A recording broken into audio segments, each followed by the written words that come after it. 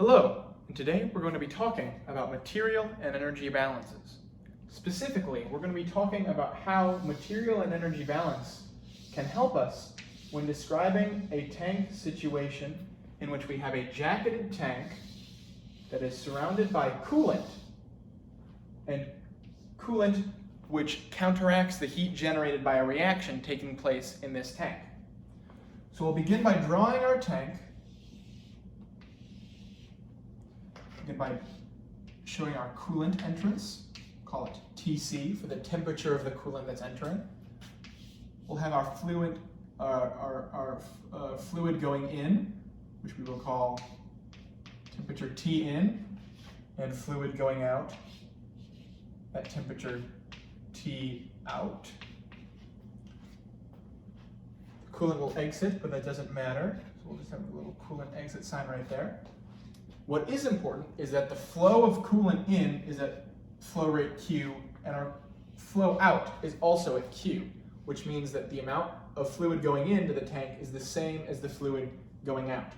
Also, within the tank, the stir is not moving, which means we have no non-flow work, equal to 0, work, and F. So we won't have to worry about non-flow work taking place. Also in here, there's a reaction of A converting to B and generating heat. Just show some heat lines coming off of that. So we have a reaction taking place in our tank of A turning into B and producing heat.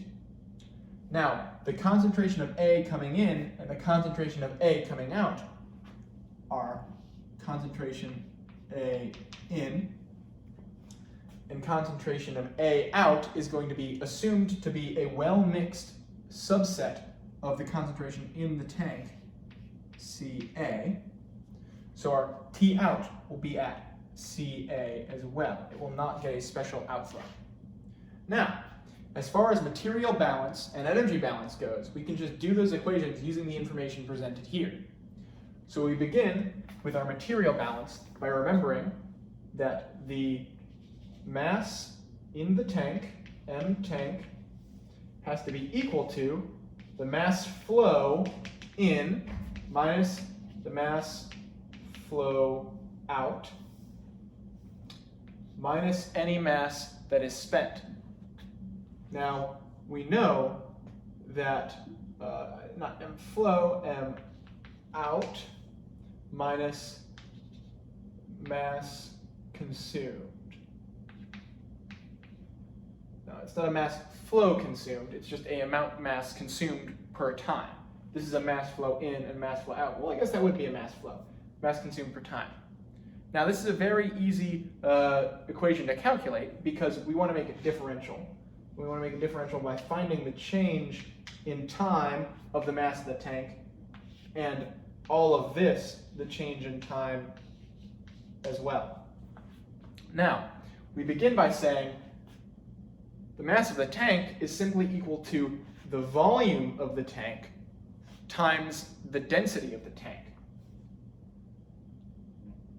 Now, because we're looking at this as well in terms of concentration of A, which is what we finally want to find, again, our final, I'll write this up here so we don't forget. What we're looking for, we want to know, so we'll say find, colon, we want to know the concentration of A and the concentration, not the concentration, but the change of temperature over time. We want to know how both of these change over time.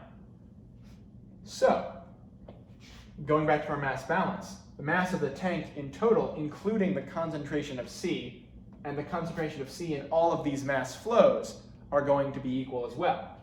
So when we find the mass of the tank, we remember that the mass of the tank is, again, the density of the tank times the volume of the tank. So that tells us the amount of mass in the tank. But again, since we're interested in the concentration of A, we have to know what concentration of A is in this volume. And that is going to be simply the concentration of A as a change in time, because again, we have this T here. Because the flow going in and out is equal, and we know that the mass in the tank won't change as a result of the flow being equal, this is simply the concentration d concentration of A over dt. Now, on this side, we know the mass in and the mass out as mass flows are the same flow because both in and out are at the flow Q, which is the same for both.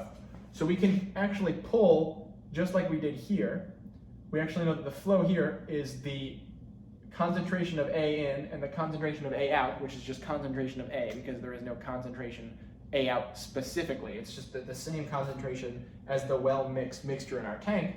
We know this is going to be our flow in, Q, times the, this is the mass flow. So this is the flow times the mass of A in each, which is going to be CA in minus CA out. As we can see here, that will give us flow here. Q times CAN is going to give us the concentration of A flowing in. Do we need the volume in there? Yes, I think we do.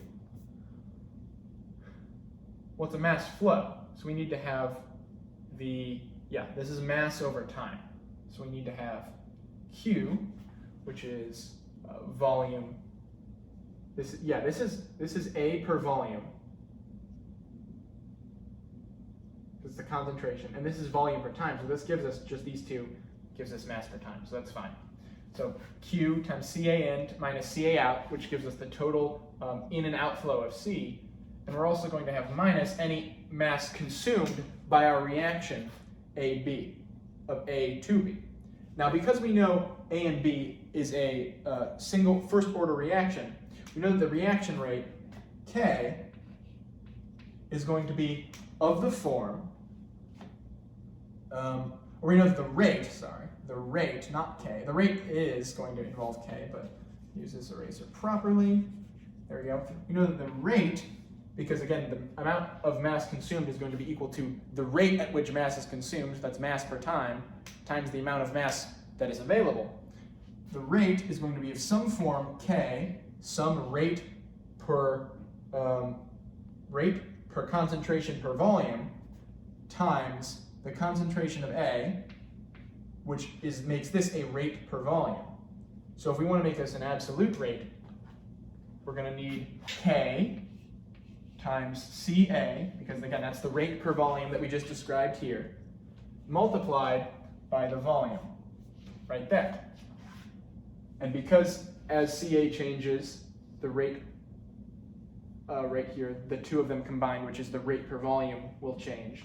Multiplied by the volume, that'll give us the amount of mass of concentration of A that's consumed. So if we divide this whole thing by density over volume, we'll get the change in concentration of A over a change in time is equal to, well, this is just going to be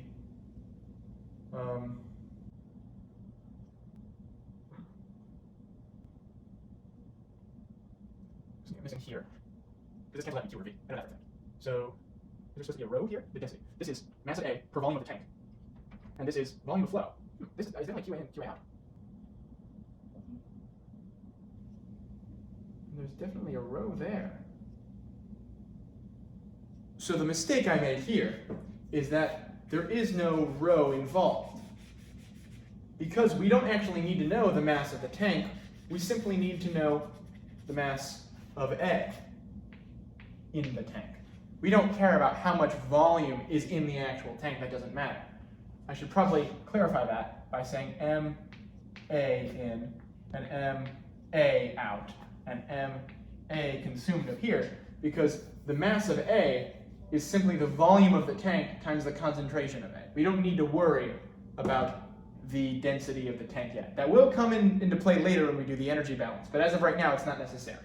So when we divide everything by V, and this is where it works out, we get the flow rate over the volume times the concentration of A going in minus, again, we said the concentration of A going out, since we're assuming this is a well-mixed tank, is just going to be Ca, the concentration of A in the tank, minus KAV, all divided by V, is just going to be KCA Ca. And this is going to be our mass balance equation. Now, our energy balance equation is going to be a little bit longer and a little bit more complicated, so hang with me. So for our energy balance, I'm just going to say energy, E, I'll draw a big horizontal line to make sure we keep those separate. So the energy of this whole system, this whole tank, the energy in the tank is going to be equal to energy coming in from the inflow. So we'll say energy in minus any energy in the outflow that's leaving, E out.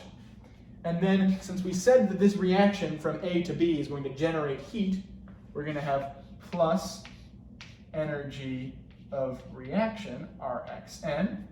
And finally, since we have this coolant here that's coming in at some temperature lower than the tank, I'll have these little lines for stealing heat right here. The heat is radiating the coolant, and the coolant is leaving and taking that heat with it. There's also going to be some energy loss due to the coolant. So we'll say E of cool. So energy loss of the coolant. Now again, because we want a differential equation to show how this equation stays true over time and how changes over here will affect the actual energy in the tank, we're going to make it a differential equation by saying the difference of this over time, and again, this whole thing, how will this change over time? Because this must remain true. This equation and this equation must remain true no matter how any of these terms in these equations change over time. This relationship has to remain true because energy and mass are conserved, hence material and energy balance. So, starting over here with the energy in the tank, well, that's going to be pretty easy. We know that the energy in the tank, assuming that Ca is dissolved in the tank, is really just not going to be that noticeable. It's going to be negligible. We only have to worry about the actual liquid in the tank itself. So we know the energy in the tank is equal to the mass of the fluid in the tank times any internal energy that it possesses. So we're going to say, well, the amount of fluid in the tank, so that would be the mass of tank. See, this is where M tank comes in, not up there, here. M tank times the internal energy U plus this is internal energy. This is, and everything in this parentheses is going to be in terms of mass. So here we have the internal energy of the tank, any change in elevation in the tank, and change in velocity of the tank. Now, because this is a tank that's sitting still, obviously this isn't going to matter. And since the tank, the elevation isn't changing height because the flow in is the flow out, and the height energy isn't going to be changing at all. That's not a Q, this is supposed to be a G. GZ, but it doesn't matter whether it's a G or a Q because it's going to be 0 as well, because if this tank isn't shifting around, like the whole tank isn't changing in height. And that's going to be equal to, well, the energy in as it changes over time. And the energy in is going to be equal to this guy right here. So we're going to have the mass flow in times the internal energy, or just times the energy of the mass flow, which is again U plus G, Z, plus V squared over 2. Now, here's what we're going to assume.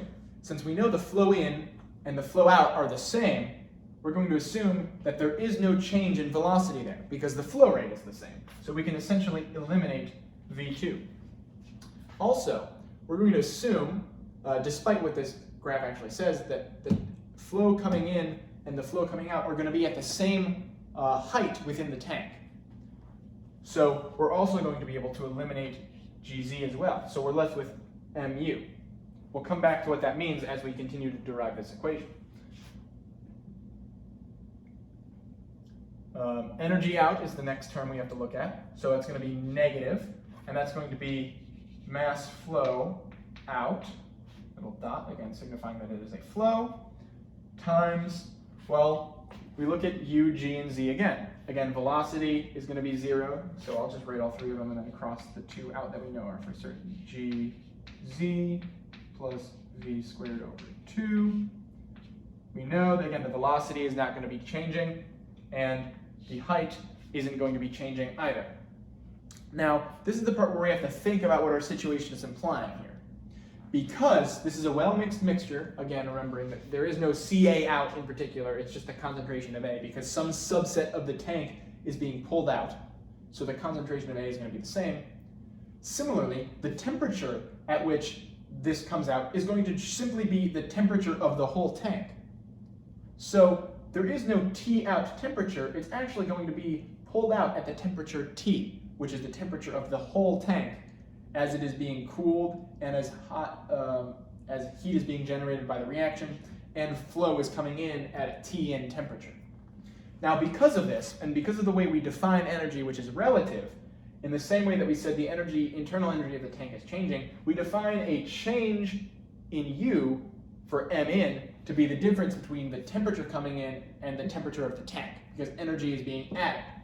However, when we realize that the internal energy of the flow coming out is the energy here contained in the heat right here, the temperature of the flow going out, T, which is exactly the same as the temperature of the tank, we realize there is no energy difference between what's leaving and what's remaining in the tank, which means the internal energy change for the flow is actually also going to be 0. So because all three of these are going to be 0, essentially we can totally eliminate the energy outflow in this differential equation. So we'll just keep that in mind as we move on. Next is the energy of the reaction. This one's also a little bit tricky, but we can do it. So plus, the energy of the reaction can simply be stated as the amount of energy generated for one reaction, which I'm going to call delta HRXN, times the number of reactions taking place over time, because again, this has been taken over as a change in time. So the amount of reactions happening over time is going to be very similar to what we did up here, which is KCAV. It's just that we know that this told us the mass of reactions taking place. And again, this is the number of the heat generated per reaction times the moles of reaction taking place, because these will be the same because the concentration of A, the amount of A being used, is the same as the moles of reaction because it's a 1-to-1. So 1 mole of A being spent is the same as 1 mole of reaction taking place. So we can actually just substitute what we did in here for the M of constant to be down there, but we'll do that again when we go to the next step. So we'll just say the moles of reaction, the heat generated per reaction and the moles of reaction. And finally, we have heat lost due to the coolant taking place right here. So, as this is being cooled, we're going to assume a very simple Newtonian measure of heat loss, which is going to be, heat is going to be lost in proportion to the difference in the temperature of the coolant and the temperature of the tank, which are, again, touching right here on this boundary of the tank within the heat jacket. So, what we mean when we say it's Newtonian, again, is that the temperature in the tank and the temperature of the coolant outside of the tank, the difference between those two temperatures is going to determine the heat transfer. So we're going to lose heat at a rate of this term called UA, which is basically what's known as like the coolant constant. It determines that depending on the temperature difference between these two, different coolants will have different UAs, and so will suck different amounts of heat out from the hotter part of the system into the cooler part of the system, depending on this UA factor. This is just a constant to explain why different substances are better or worse coolants. So it's going to be the UA of the coolant, which again determines how much, minus the change in the temperature, which is going to be the temperature of the tank, T, minus the temperature of the coolant. I don't know why I just made that weird. And this is a very, very chalk fill. That just fell over. Don't worry about that. Ignore that. It's a very chalk-filled eraser. We're just going to say TC. I don't know why that was so full of chalk dust, like ridiculously full of chalk dust. Anyway, so this is our energy equation kind of expanded a little bit. Now we're going to, again, continue to expand it. Now the mass of the tank is simply going to be, well, it's going to be the density of the tank times the volume. See, that's where it comes in. The mass of the tank is the density times the volume times the internal energy of the tank. Well, the internal energy of the tank, because the only thing that's really going on here is heating up and cooling down, the internal energy of the tank is going to be dependent on the temperature. So that's going to be the internal energy that depends on temperature is simply going to be the amount of heat. I guess that's not the right word. Heat wouldn't really be the right term. I want to make sure I explain this succinctly and clearly without mixing up terms that aren't actually interchangeable. The internal energy that relies on temperature is going to be the temperature of the fluid inside the tank, T, multiplied by the amount of energy per degree Kelvin of temperature, which again varies depending on what fluid we have in the tank. So that's going to be times the heat capacity, which is what the term is, CH, the capacity of heat of the substance in the tank, which I'm going to assume is water because the density is 1,000 as specified in all of the numbers we're given for all of these variables. But the heat capacity times the temperature, but again, since we're looking at a derivative, this is going to be dt over dt.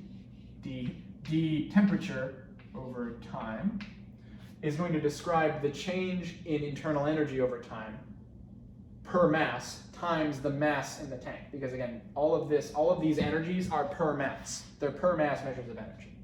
Anyway, so that's going to be the model of the change of the whole tank system as a change in temperature times its heat capacity, times its volume, times its density. Now we look over here and we're going to have the same kind of thing.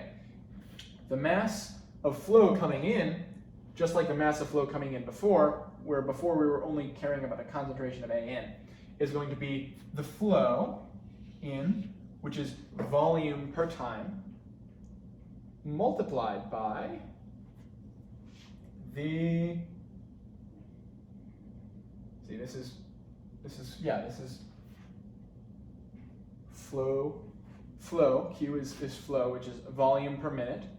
So volume per minute times the internal energy of the flow coming in, which is going to be dependent on the temperature once again. So that's going to be, we need mass. So this is volume per time.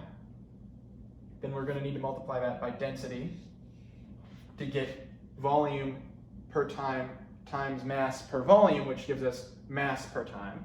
And we're going to multiply that by the internal energy of the mass flow coming in, which is again going to be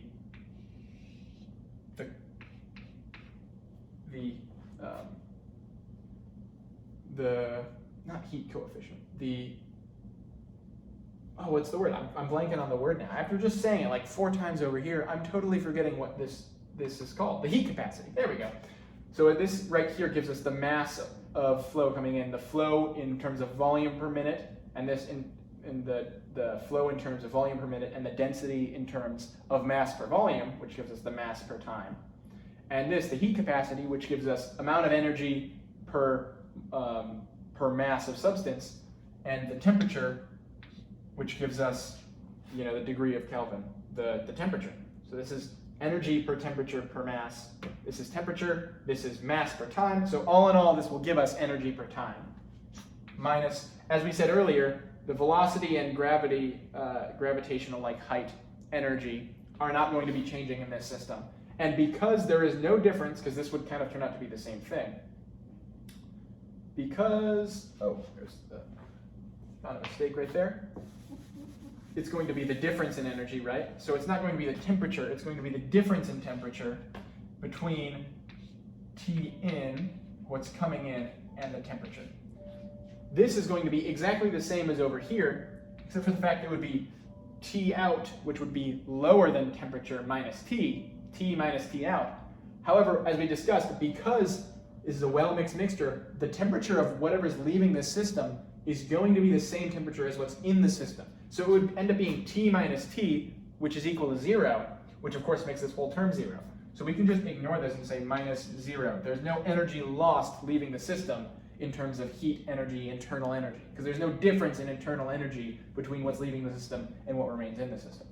We look at this, and we know that because the heat of reaction, it's releasing heat, we're going to have to use the negative of the delta H. So it's still going to be plus, and it's just going to be minus delta H of reaction right here. And the mass of the reaction is going to be equal to the reaction rate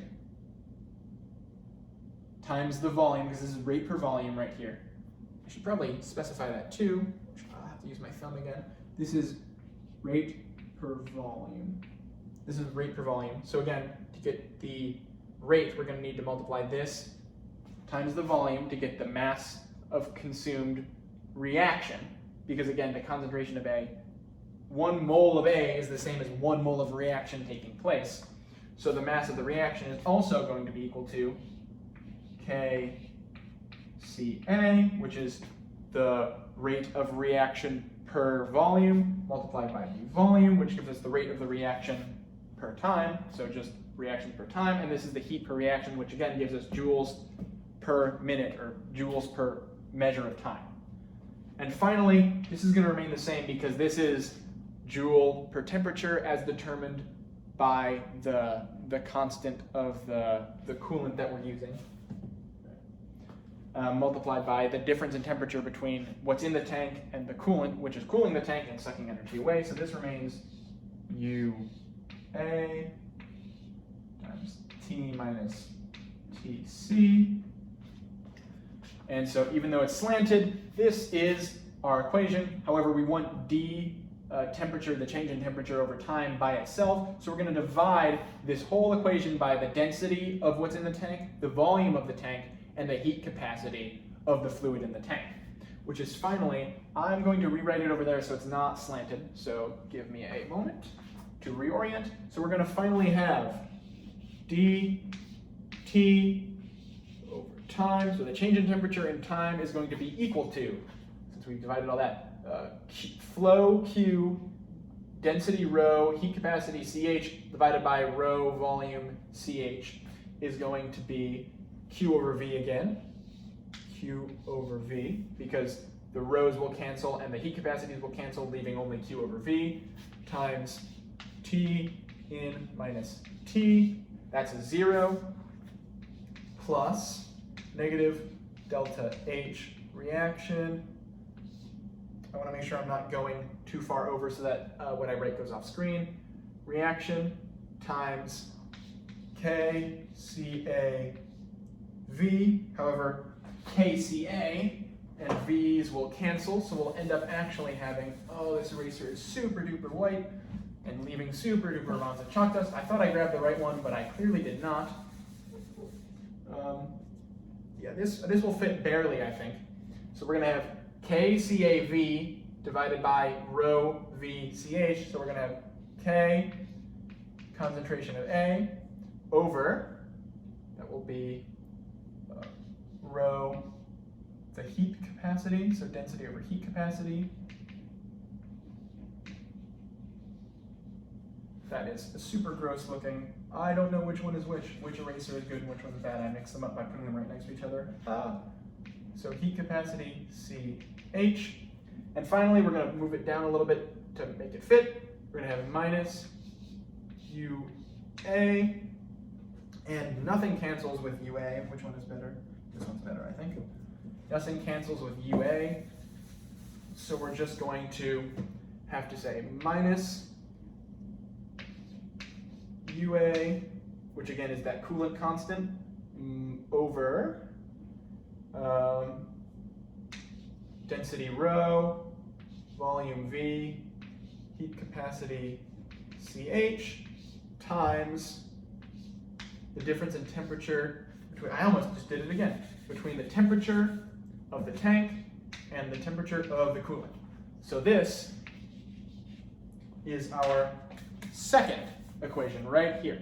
So now we have our equation for the concentration of A changing as over time, and the concentration, and the temperature of the tank changing over time, and we can use these in Python to be able to model how this system would react over time if we change the coolant temperature.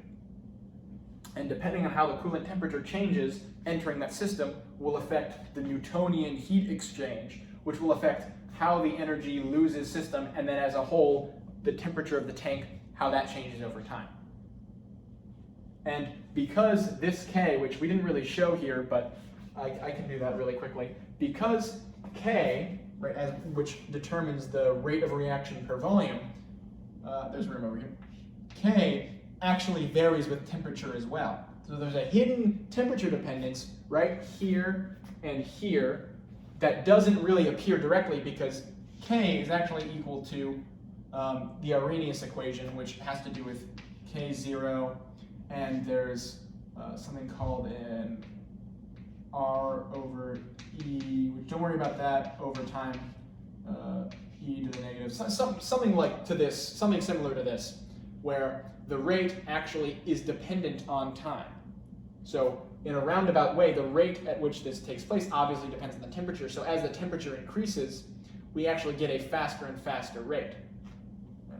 I'm not sure how the negative goes. This part wasn't super thoroughly researched because it's not super important for the results of deriving it. But just know that the K, the rate at which the reaction takes place, depends on the temperature. And so even though this looks like there's no temperature dependence, like the concentration of A shouldn't really change over time because K varies as a result of time, the amount lost through the reaction will change over time, which means that both of them will vary dramatically with temperature and time. Obviously, temperature is going to vary with temperature.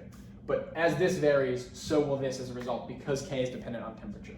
So anyway, these are our two equations. I'm going to pose myself somewhere in the middle to make a good little image to pull up. So let's see, I'm going to, right there, and one, if I get that over here, right there, and there. We'll get a little smile in. Cheese! And right there, yeah, we have our two equations. And so I thank you for watching and staying tuned with me, and I hope you'll go on to watch the second video where we plug these into Python and use them to simulate our tank with a whole bunch of variables and a whole bunch of fun. So thank you, and good afternoon.